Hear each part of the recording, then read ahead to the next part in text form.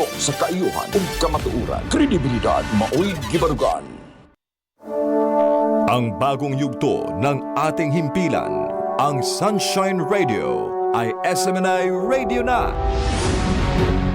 Patuloy kaming magbibigay ng mga balita, impormasyon, serbisyo at inspirasyon para sa Diyos at sa Pilipinas nating mahal. Ang SMNI Radio ay magsisilbing totoong boses ng bayan at maaasahan sa panahon ng pangangailangan. Handa ang SMNI Radio na maging kasama sa bawat yugto ng buhay ng mga Pilipino. Inyong maaasahan na patuloy na magsusulong ang SMNI Radio ng pagbabago at pag-unlad. Asahan ang mas pinaigting at mas pinagandang mga programa na ihahatid ng SMNI Radio. Hindi rin mawawala ang mga programang magbibigay inspirasyon at pananampalataya natin sa makapangyarihang Ama sa pamamagitan ng kanyang hinirang na anak, Pastor Apollo C. Quiboloy. Tuloy-tuloy sa pagkikinig at panonood dahil sa SMNI Radio, araw-araw kami magsisilbi sa inyo. Maraming salamat sa inyong patuloy na pagtitiwala.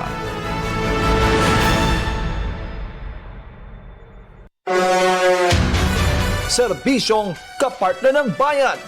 Kapartner ng bayan. Ania ang tulumanong mo paila sa lain-laing ahensya, organisasyon, personalidad o individual nga andamugahin sa ilang serbisyong kapartner ng bayan.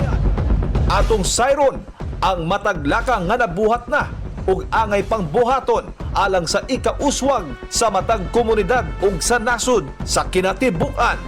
Serbisyong kapartner ng bayan. Ania na ang atong kapartner nga makauban karon.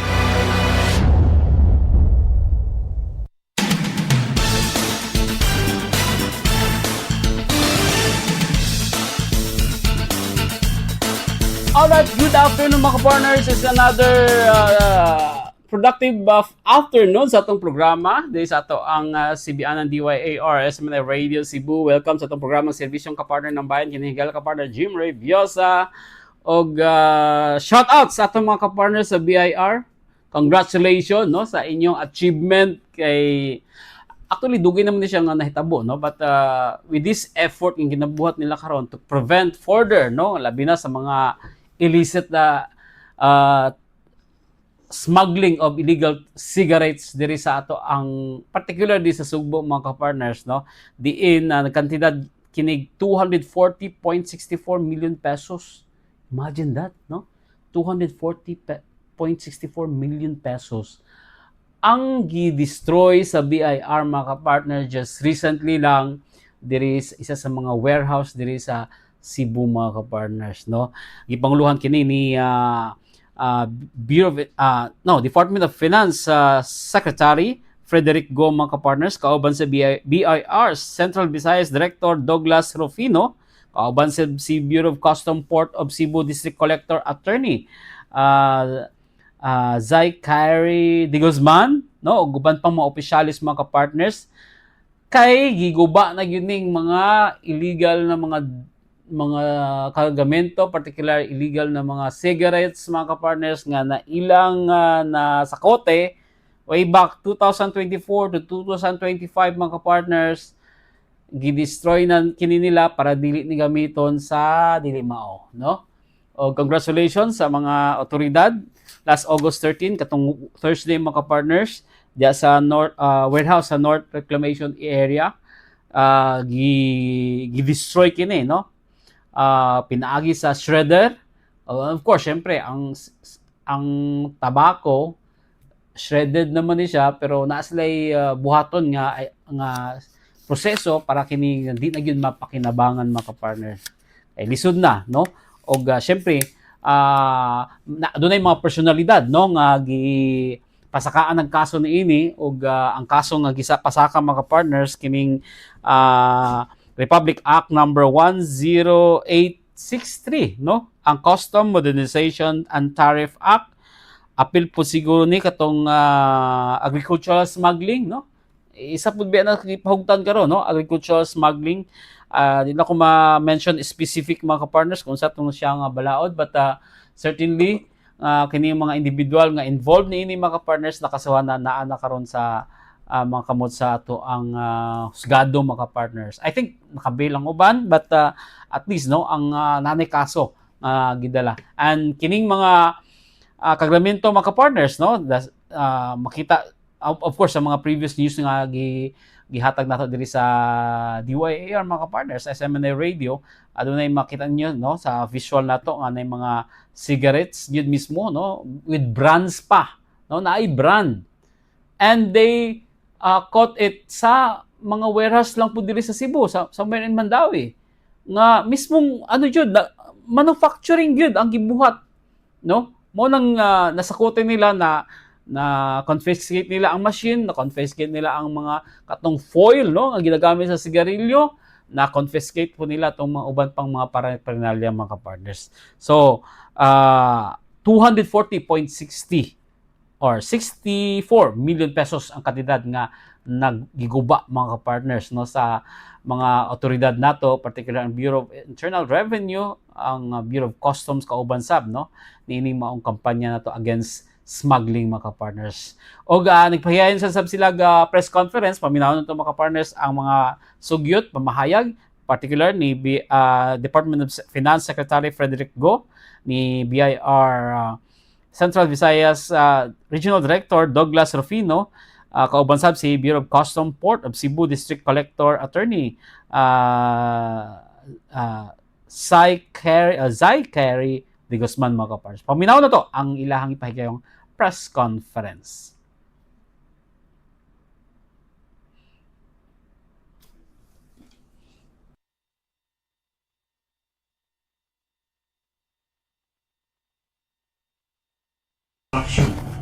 Of illicit cigarettes that have been confiscated by Revenue Region Central Visayas for a period of 2 years from different locations here within Cebu City. We are so honored that the Secretary himself and Undersecretary are here to witness our destruction. We shall destroy these items for good so that this warehouse shall be vacated with illicit items. Thank you. Questions, please.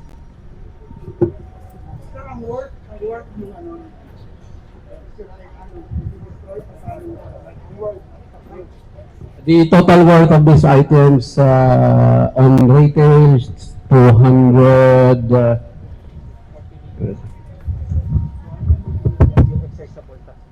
The taxes due from these items is 230.64 million.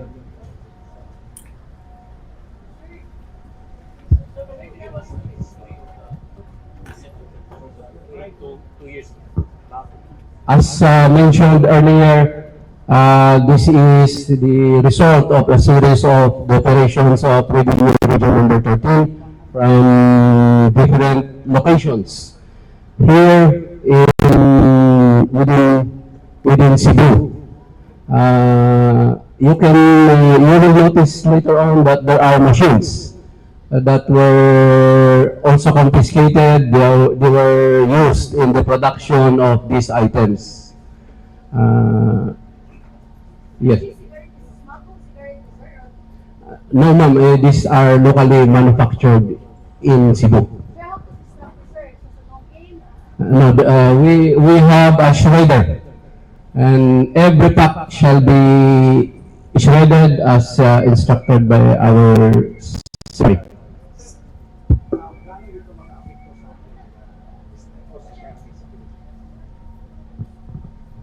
Of course, kasi in comparison with the legit dealers of cigarettes, mababa halos yung presyo nito. Kaya, and they are not paying any tax at all kung sakali mang ma-dispose ito through the local retailers. So, you get the picture of that. So, let me try to answer your question in another way, no? It is the role of the tax collection agencies, the BIR and the BOC, together with the Department of Finance, to collect revenues for the country these revenues are used for the programs of the country, no? So all the funds that we collect are used to build classrooms, build hospitals, build roads, pay for the salaries of teachers, of policemen, mga ayuda na binibigay natin. So every peso that is not paid is working against the government. And worse, it is affecting the business of those who pay taxes. Therefore, it is imperative that our tax collection agencies, our law enforcement agencies, run after all these tax evaders. Secondly, I want to point out that tobacco is a very sensitive product. It actually affects the health of our people. It affects the health of every Filipino. If you are smoking or taking illicit products that are not approved, that is certainly a health risk. So I wanted to answer your question in two ways. Thank you.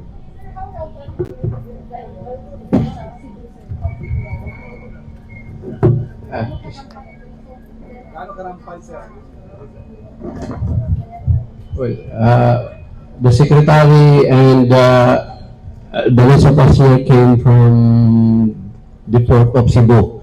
Nandun po rin po yung bulk, which is I think 54 containers na na-apprehend ng port of Cebu.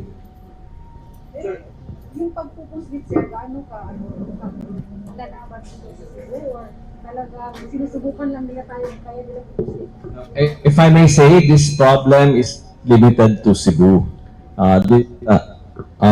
This is a nationwide effort to curb illicit smuggling, illicit trade all over the country. So it just so happens that today we are here in Cebu, but this is not a localized problem. Thank you. Sir, I'm H1 Prima newspaper. Sir, sabi mo this is local, may local manufacturing tayo dito sa Cebu. Na-apprehend na ba yung sino nag-manufacturing? Yes, yung nandito sa warehouse, these are locally manufactured. We have apprehended 7 individuals and are now being charged in court. Violation of our excise tax law. Yes, those are Filipinos. Saan yung location sa mga manufacturer? Sa Daan Bantayan and ginamit nila yung warehouse din somewhere dito sa Mandawi. No, these are not 7 businesses, these are 7 individuals. Magkano yung nawala na pera sa Yung tax consequence ng nandito sa warehouse is 240 million pesos.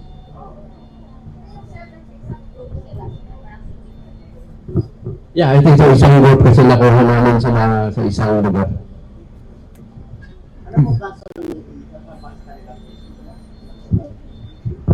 We charge them as possession of those raw materials for the manufacture of cigarettes and the fixture of stamps. Hello sir, Kaisi Fuentes from the Manila Times. I'd like to know sir, aside from cigarettes, what are other products that mainit talaga sa mga illicit distributors natin, and as well as what are we doing so that no more like the same things happening in the future? Well, I think the most obvious suspects for misdeclaration or non-declaration are the products that are excisable, meaning products that have excise tax. So the most common products that are subject to excise tax are tobacco, liquor, and fuels. So if you notice, and agricultural products for a different reason. So those are probably the 4 most common categories that are being either misdeclared or not being declared. Similar in the future. Well, I think that the 2 agencies, we have DepCo Movero there, maybe you'd like to say something regarding this. What are the efforts being undertaken to... In the past months, maraming nahuhuling mga illicit tobacco ang Bureau of Customs, maraming nahuhuling mga smuggled agricultural products at mga vape products. Maraming nahuhuli, hindi lang dito sa Cebu, marami sa Manila at meron din sa Mindanao. So tuloy-tuloy yung kampanya, tuloy-tuloy yung operation ng Bureau of Customs in coordination with other government agencies like NBI, like BIR. Kay collector po, posible po ba, although this is a local manufacturing, yung mga raw materials po, dumaan po ba po sa Bureau of Customs or I cannot answer yes or no, no. But of course, there's always that possibility na may mga ganyan nangyayari. But again, pwede kasing local tobacco siya. So, but nonetheless, ang effort naman natin to strengthen and safeguard yung mga borders natin, nasa in place siya. And because of these apprehensions, ang ano sa amin ni Commissioner is lalo pang paigtingin ang pagbabantay sa mga pantalan. Sir, possible po ba na may sinikat na parang high-risk products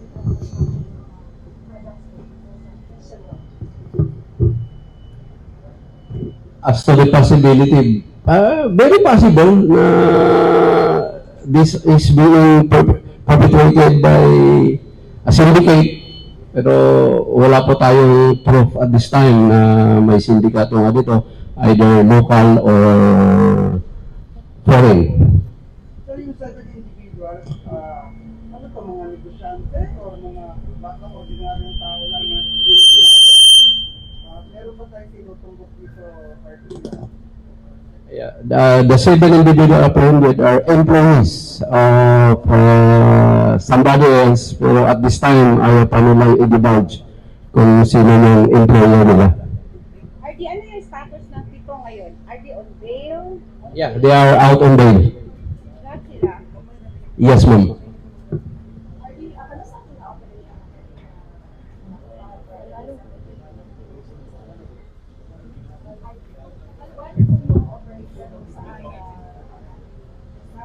This started in 2024 and then 2025 from different locations dito sa Cebu. Sir, Lai Andalas po from CBN Digital. Aside from the apprehended cigarettes, what are the specific machines or paraphernalias na na-apprehend din po natin? These are the cigarette packing machines. Kaya napaparami ang production nila in a single day because of the aid of these machines. Para na rin po silang yung ginagamit ng mga legit manufacturer ng sigarilyo. Yung raw material kasi gagawin nila yung end product nila, napapadala yun. Hindi na humano-mano ang ginagawa nila dahil it is aided by these machines. Do you have a specific number, sir, kung ilan pong packing machines po ito? I think we have apprehended, 3 or I forgot the exact number of it. Ito rin pong mga machine would be cut into pieces para po hindi na rin mapakinabangan. There is a 1 or 2 big machines and dalawang maliit na machine. Just to put the context of this one, government spent to be accurate. But if you will compare this to the present session done with the Bureau of Customs, I think po biro na ang laki po nun. The Secretary was not here, because of giving the insure. It was about 4 billion. So medyo gahit lang po, medyo katiting po sa COVID. But just to put proper context, we were surprised, akala namin, we were going to Boto today. And now, we were surprised, this is actually an elected activity, the BIR. What will happen to those who assist po na Bureau of Customs? Actually, I can answer that question because that was my itinerary. We were supposed to start at the Bureau of Customs. I don't know if you're aware, but there's a thing called the Anti-Agricultural Economic Sabotage Act. And the findings, yung mga na kumpiska at nahuli ng Bureau of Customs falls under the AAES umbrella. And so because of that, we have to follow certain legal procedures. And so we decided that it was better to... I came from there. I just inspected 11 containers of of smuggled cigarettes, no? Unregistered, unlicensed, undeclared cigarettes. And we decided to hold the press conference here because I think this is a bigger event, honestly. Very often, we're able to confiscate material. But I think the important thing is that we will be able to destroy it once and for all. Because, you know, this is like a cycle. You have to end the cycle. When you confiscate, when you arrest, you confiscate, you have to destroy to ensure that it doesn't find its way back into the system. That's why we decided to hold this event here. Now, just to answer your question, if I may just end this na lang, I'd like to commend the Bureau of Internal Revenue and the Bureau of Customs for their tireless and continued and coordination and coordinated efforts, no, to curb illicit trade. Their combined abilities to detect, to seize, and to dismantle such kind of illicit operations is definitely commendable. In the last 2 months, in the 2 months of June and July 2026, both the BOC and the BIR were able to seize a total of 1.7 billion worth of illicit tobacco. Okay, so the bulk of that is what is in the possession now of the Bureau of Customs, going through the process with the AAES Council. And what we have here today is 240 million worth naman of unpaid taxes that we will witness today the destruction of. So with that, I'd just like to commend the BIR and the Bureau of Customs for all their efforts, you know, to do these activities. It's not easy, but in the 2 months of June and July this year, they were able to apprehend 1.7 billion worth of illicit products.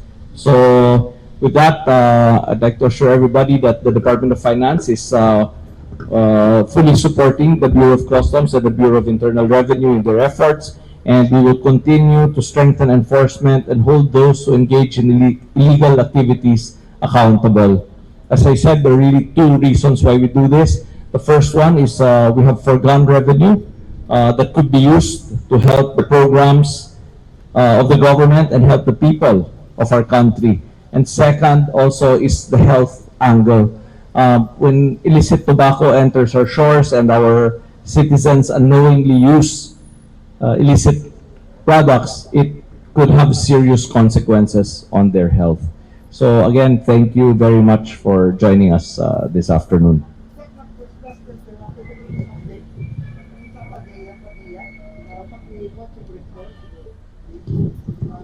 Yung Tandia po.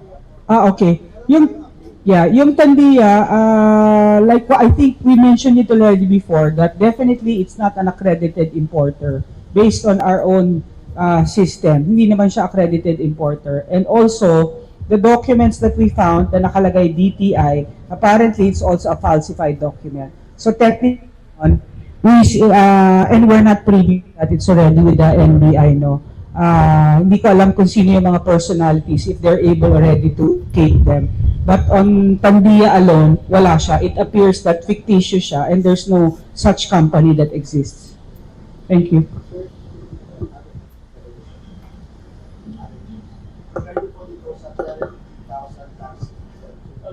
Ayun po, 350,000 na tax exempt threshold. Gaano kalaki ang magiging epekto nito sa koleksyon ng gobyerno at sa kita ng mga manggagawa? Okay. Sige, last question na yan, sasagutin ko. The president, our president announced at the SONA the increase of the level of personal income tax exemption from 250,000 a year to 350,000 a year. What this means is that 3.13 million Filipinos will have greater take-home pay. And the exact number is about from 5 million Filipinos who are exempt from personal income tax, it will become 6.2 million Filipinos will be exempted from personal income tax. But the reason why I said 3.13 million Filipinos will benefit is because even those earning more than 350,000 a year will benefit. Okay, so even if you earn more than 350,000 a year, kasi parang gumagalaw yan eh. Pag ginawa mo yung personal income tax exemption, tumutulak yan pataas. So everybody above 350,000 will have generally up to 17,500 pesos more in take-home pay every year. Yan po yung sagot sa tanong nyo. I hope I answered it. So 3.13 million Filipinos will benefit from this, but about 1.2 million Filipinos will be exempted from personal income tax. And to your question, how much will be lost? I'll answer that for you. We've estimated it to be around 60 billion pesos. 60. Okay. Sige. Thank you. Thank you very much. Alright, mga partners, no? Ang nungga na to ang gipagayong press conference na after sa press conference diretso dayon ang pag-destroy, no? Meaning maong mga illegal nga kagramento mga partners, particular kini mga illegal cigarettes mga partners nga na nasakote sa atong mga otoridad mga partners. And hopefully, no, padayon kining kampanya just recently lang this year. Na-report man nato ni, no? In fact, personally, na-cover po na ako na aduna po'y mga container vans nga na seize, no? Sa NBI, kauban ang Bureau of Customs, no? Na mga smuggled cigarettes. O pag gani na destroy ning daan, no? Na napoy bag-o ni abot containers pa yun, no? Dinaghan mga ka-partners. Pero dili hinon siya manufacturing, no? In fact, smuggle yun siya mga partners. We don't know kung asa ni siya ang origin ani, but na intercept gini sa atong mga otoridad mga partners, no? Kaning mga container vans nga gibisita po ni, no, sa atong mga official mga partners. So I do hope, no, magpadayon kini. Di mo gudi maayo mga partners. Kabalo na gi-explain ni Secretary of Finance si Frederick Go mga partners nga igo gid ang ato ang panudlan ani, no, sa ato ang gobyerno mga partners kung kini magpadayon. Wa na may muagi sa custom, wa na may muagi tax, no, sa BIR. In fact, diretso na lang sila, magtungay na lang sila, no, sa income niini. Although syempre kabalo magita, no, cigarettes is dangerous in our health, to our health. Isa ni sa mga kampanya sa Department of Health, no. At the same time, pangkampanya po sa atong Department of Finance, particular sa BIR, na kini mga smuggle, no, or nagabuhat og smuggling activities, makapa-cripple ni sa atong economy tungod kay wa na may muagi nga kita sa ato ang gobyerno mga partners. And we do hope magpadayon ning kampanya, and we do hope po nga in the next round, in the next month, coming months, daghan pa, no, dili lang siguro kining illegal cigarettes mga ka-partners, no? Naapay bugas, no? Madunggan nato na mga smuggled nga bugas, smuggled na mga lain-laing mga goods mga ka-partners. I do hope, no, tawag na kanang alerto ang atong mga otoridad. Salamat kayo mga ka-partners sa inyong pagpaminaw. Dili na tapos na sa programa sa inyong ka-partner ng bayan. So yung galang ka-partners, G-Radio, bye-bye!